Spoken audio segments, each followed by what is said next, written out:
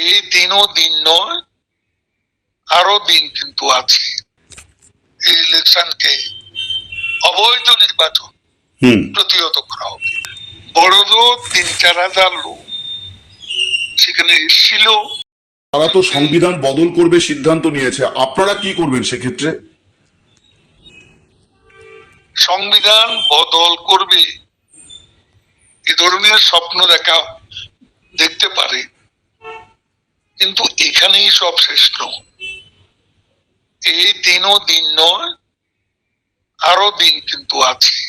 নির্বাচন আগামী ফেব্রুয়ারি মাসে মানে রোজার আগেই সম্পন্ন হবে, তাতে তো আওয়ামী লীগের অংশগ্রহণের কোনো মানে অবকাশ এখন পর্যন্ত দেখছি না। আপনি কি করে দিচ্ছেন? নির্বাচন হবে, তারা নিজেরাও তো নির্বাচনের প্রশ্নে ঐকমত্য পোষণ করতে পারেনি।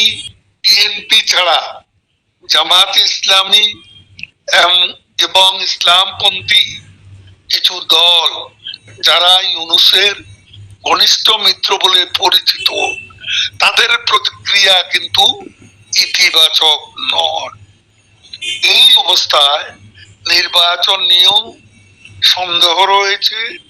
আর বাংলাদেশের 50+ জনগণ আওয়ামী লীগের সমর্থক, শেখ হাসিনার নেতৃত্বে বিশ্বাসী। তাদের বাদ দিয়ে এখানে ইনক্লুসিভ, অংশগ্রহণমূলক, নিরপেক্ষ নির্বাচন হতে পারে না। বাংলাদেশের জনগণ এই নির্বাচনকে প্রতিহত করবে। আপনারা কি বলছেন যে নির্বাচন হলেও সেটা অবৈধ নির্বাচন হবে? আওয়ামী লীগকে ছাড়া নির্বাচন হলে সেই নির্বাচন হবে না, হতে পারবে না। আপনি যা বলছেন তাতে যেটা বোঝা যাচ্ছে, আমি যা বুঝতে পারছি, যে নির্বাচনটা হতে দেওয়া হবে না। মানে এটা কি আওয়ামী লীগ নির্বাচন হতে দেবে না? বাংলাদেশে আওয়ামী লীগকে ছাড়া নির্বাচন হবে না, এটা কি আপনাদের এজেন্ডা এখন, যে উইদাউট আওয়ামী লীগ আপনারা নির্বাচন হতে দেবেন না? অবৈধ নির্বাচনকে প্রতিহত করবে বাংলাদেশের জনগণ। আচ্ছা, তাতে আওয়ামী লীগ তো তার মানে একটা বড়ভাবে তাদের ভূমিকা থাকবে বোঝাই যাচ্ছে, কিন্তু সেটা কি গণতান্ত্রিক হবে? মানে মানে কোনটা গণতান্ত্রিক আমি ঠিক বুঝতে পারছি না, আপনি যদি একটু ব্যাখ্যা করেন। ইলেকশন কি গণতান্ত্রিক? অবৈধ নির্বাচন কি গণতান্ত্রিক?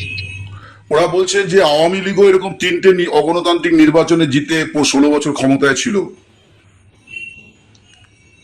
আওয়ামী লীগ কনস্টিটিউশনালি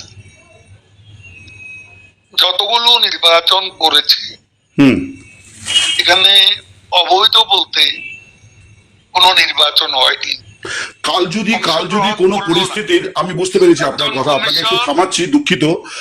কাল যদি পরিস্থিতি, আচ্ছা বলুন বলুন বলুন বলুন বলুন বলুন বলুন বলুন। আপনি তো আমাকে কথা বলতে দিচ্ছেন না না, বলুন বলুন বলুন। তাদের যে কথিত নির্বাচন, ঘোষিত নির্বাচন, এই নির্বাচনে আওয়ামী লীগের অংশগ্রহণের সুযোগ তো তারা রাখেন। তাহলে মিস্টার কাদের, আপনার বক্তব্য থেকে আমি যেটা বুঝতে পারলাম, যে বৈধ নির্বাচনের ব্যবস্থা যদি থাকে এবং যদি আওয়ামী লীগকে নির্বাচনে অংশ নিতে দেওয়া হয়, তাহলে তারা নিশ্চয়ই নির্বাচনে অংশ নেবে। আপনি যেটা বললেন যে আওয়ামী লীগ নির্বাচনের দল, কিন্তু বিপুল ভোটে আওয়ামী লীগ আবার ক্ষমতা। হ্যাঁ, কিন্তু নমস্কার, আমাদের সঙ্গে এই মুহূর্তে সংযুক্ত আছেন বাংলাদেশ আওয়ামী লীগের মাননীয় সাধারণ সম্পাদক এবং সাবেক মন্ত্রী ও সাংসদ, বাংলাদেশের অত্যন্ত পরিচিত একজন রাজনৈতিক ব্যক্তিত্ব ওবায়দুল কাদের। আমরা তার সঙ্গে প্রথমে যে বিষয়টি নিয়ে কথা বলবো সেটি হচ্ছে যে 5 আগস্ট অর্থাৎ মঙ্গলবার বাংলাদেশে যে গণ অভ্যুত্থান যেটা হলো, তার যে বর্ষপূর্তি, তাতে সবচেয়ে বড় ইভেন্ট ছিল জুলাই ঘোষণাপত্র, যেটা প্রধান উপদেষ্টা মোহাম্মদ ইউনূস পড়েছেন। তো আমরা মিস্টার কাদেরের কাছ থেকে জানতে চাইবো যে বাংলাদেশ আওয়ামী লীগ এই বিষয়টাকে কিভাবে দেখছেন। মিস্টার কাদের, আপনি যদি এই বিষয়ে দলের বক্তব্যটা একটু ব্যাখ্যা করেন। আমি দখলদার ইউনূস সরকারের যে জুলাই সনদ, এটাকে আমি এক কথায় বলবো অবৈধ সরকারের অবৈধ সিদ্ধান্ত। কেন? এটি তাদের, আমি বলবো, ইউনূসের প্রতারণামূলক কৌশল, যার কোনো ভিত্তি নেই, হুম সাজানো একটা সনদ, হুম যার ফুলিয়ে পাফিয়ে বাস্তবতার যে চিত্র হুম সেটাকে ভিন্ন খাতে নিজেদের ক্ষমতায় থাকার স্বার্থে হুম জনগণকে ধোঁকা দেওয়ার হুম দুরভিসন্ধি বলে হুম আমরা মনে করি। এটা যদি একটু ব্যাখ্যা করেন যে কেন আপনারা এরকমটি বলছেন। দেখুন, সেই উন্মাদনা, সেই উৎসাহ উদ্দীপনা যা তারা 2024 সালের 5 আগস্টে হুম তারা বাংলাদেশের জনগণের প্রতিক্রিয়া হুম হিসেবে তাদের তন্ত্রমূলক উগ্র সাম্প্রদায়িক হুম উত্থানকে হুম তারা ব্যবহার করেছিল। Hmm that euphoria is over. আচ্ছা। এবার দেখুন, লক্ষ লক্ষ টাকা খরচ করে জাতীয় সংসদে দক্ষিণ প্লাজায় যে সমাবেশের আয়োজন করা হয়েছিল, হুম এই সমাবেশে 10 লাখ লোকের উপস্থিতির তোড়জোড় এবং তারা ঢক্কা নিনাদ বাজিয়েছিল। হুম বাস্তবে 10,000 লোকও সেখানে উপস্থিত হয়নি, বড়জোর 3-4 হাজার লোক সেখানে এসেছিল, তাও সরকারি কোষাগারের অর্থ ব্যয় করে,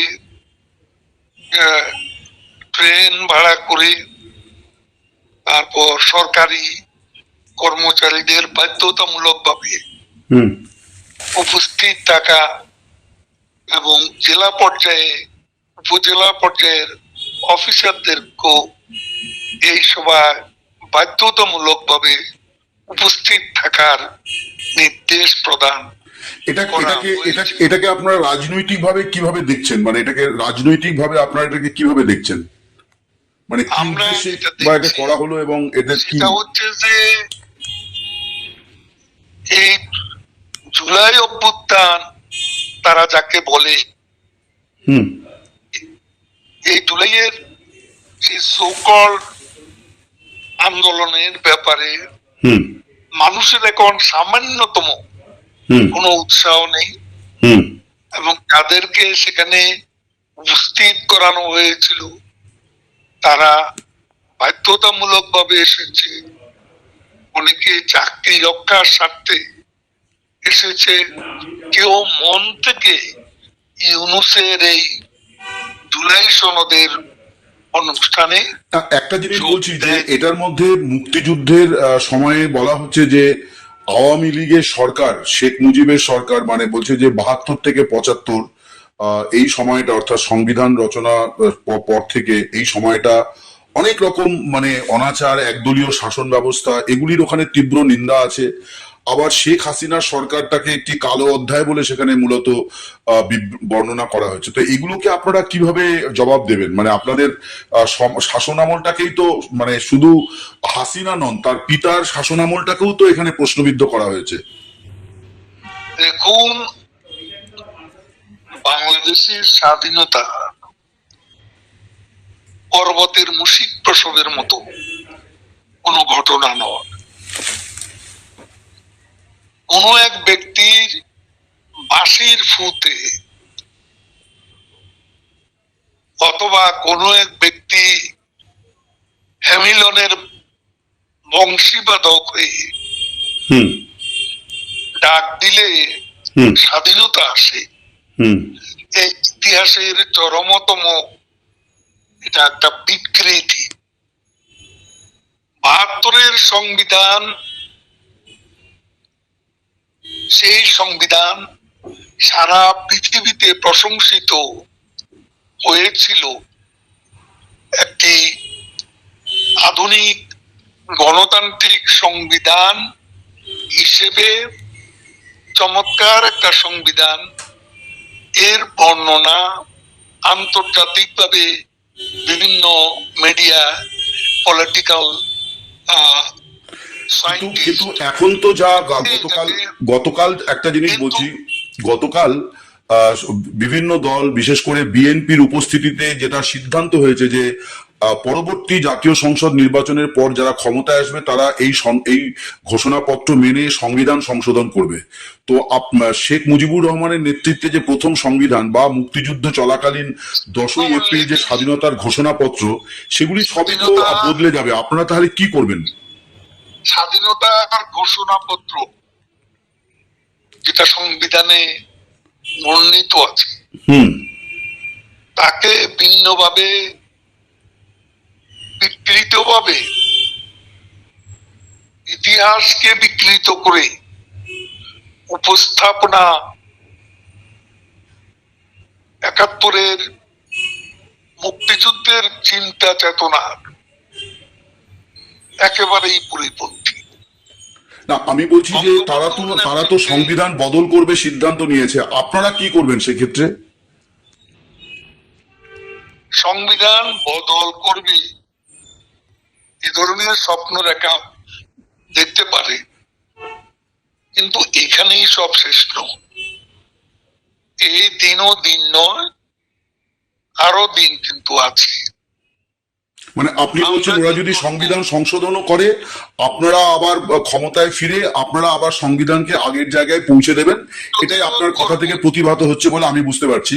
আমার প্রশ্ন হচ্ছে যে আপনারা কিভাবে আসবেন, কারণ আপনাদেরকে তো নির্বাচনে দাঁড়ানোর কোনো সুযোগ দেখছি না। আপনাদেরকে কার্যকলাপ নিষিদ্ধ ঘোষণা করেছে, নির্বাচন কমিশন নিবন্ধন বাতিল করেছে, নির্বাচন আগামী ফেব্রুয়ারি মাসে মানে রোজার আগেই সম্পন্ন হবে, তাতে তো আওয়ামী লীগের অংশগ্রহণের কোনো মানে অবকাশ এখন পর্যন্ত দেখছি না। আপনি কি করে দিচ্ছেন? নির্বাচন হবে, আমরা নিজেরাও তো নির্বাচনের প্রশ্নে ঐকমত্য পোষণ করতে পারেনি, কারণ যে জুলাই সনদ, এই জুলাই সনদের সমাবেশে এনসিপির প্রথম সারির যে নেতারা তারা উপস্থিত ছিল না, তারা চলে গেছে কক্সবাজারে পিটার হার্সের সঙ্গে দেখা করতে এই অনুষ্ঠান এড়িয়ে। আর অন্যদিকে বিএনপি ছাড়া জামাত ইসলামী এবং ইসলামপন্থী কিছু দল যারা ইউনূসের ঘনিষ্ঠ মিত্র বলে পরিচিত, তাদের প্রতিক্রিয়া কিন্তু ইতিবাচক নয়। এই অবস্থায় নির্বাচন নিয়েও সন্দেহ রয়েছে। নির্ধারিত নির্ঘণ্ট ঘোষণা করে বাস্তবে তার কোনো প্রতিফলন ঘটবে বলে আমরা মনে করি না। আর বাংলাদেশের 50+ জনগণ আওয়ামী লীগের সমর্থক, শেখ হাসিনার নেতৃত্বে বিশ্বাসী।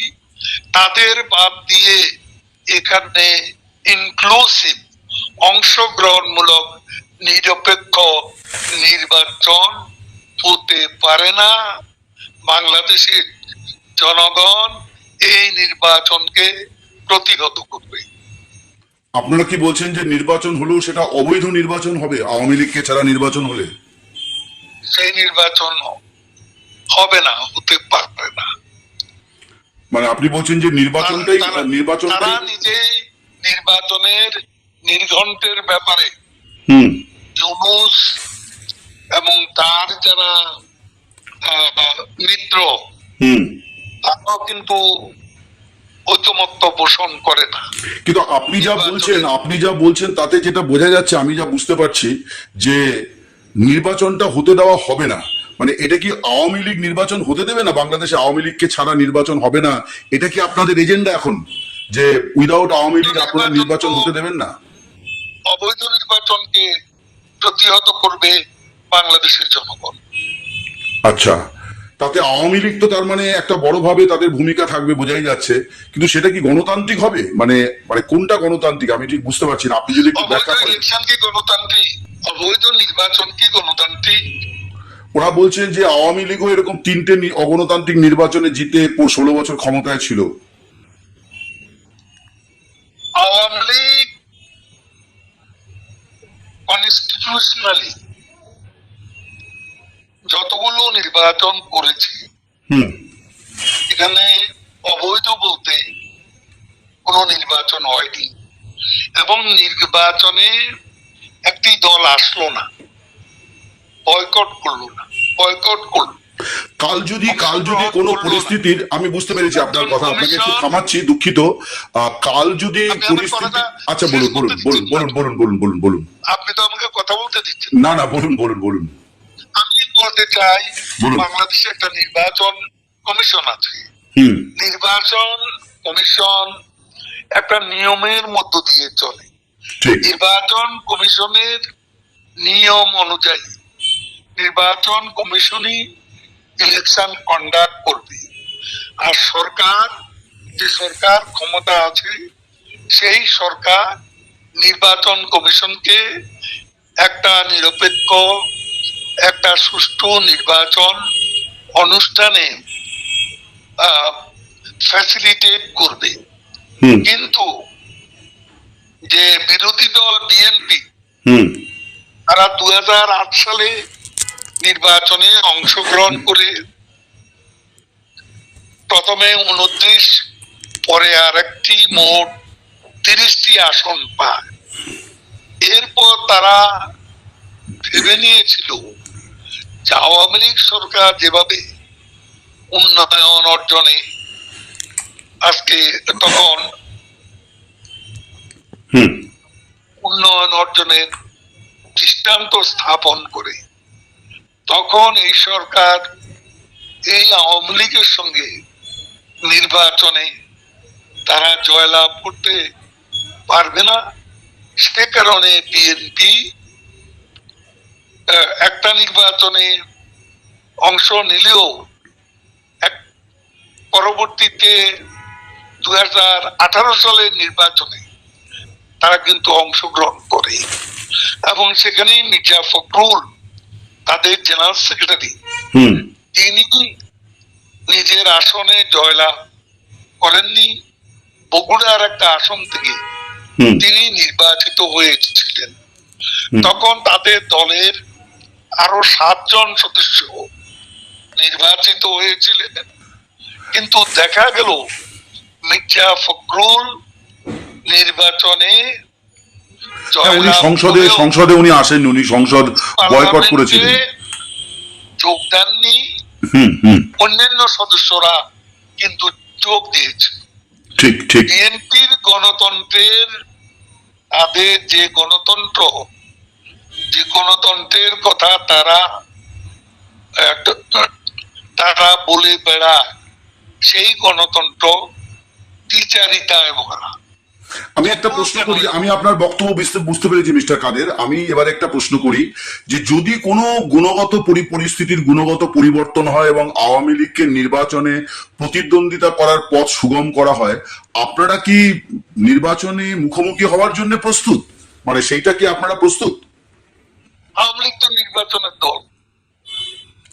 আচ্ছা। আওয়ামী লীগ 70 সালের নির্বাচনেও, হুম যেখানে এলএফওর অধীনে নির্বাচন হয়েছিল, হুম। লিগ্যাল ফ্রেমওয়ার্ক অফ ইয়াইয়াকা, হুম হুম সে তার আন্ডারেও আওয়ামী লীগ কিন্তু ঠিক। ইলেকশনে অংশ নিয়েছিল।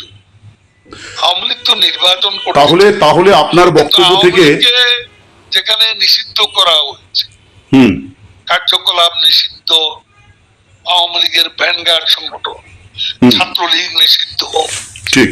সেখানে আওয়ামী লীগ কিভাবে তাদের যে কথিত নির্বাচন, হুম ঘোষিত নির্বাচন, হুম এই নির্বাচনে আওয়ামী লীগের অংশগ্রহণের সুযোগ তো তারা রাখেন।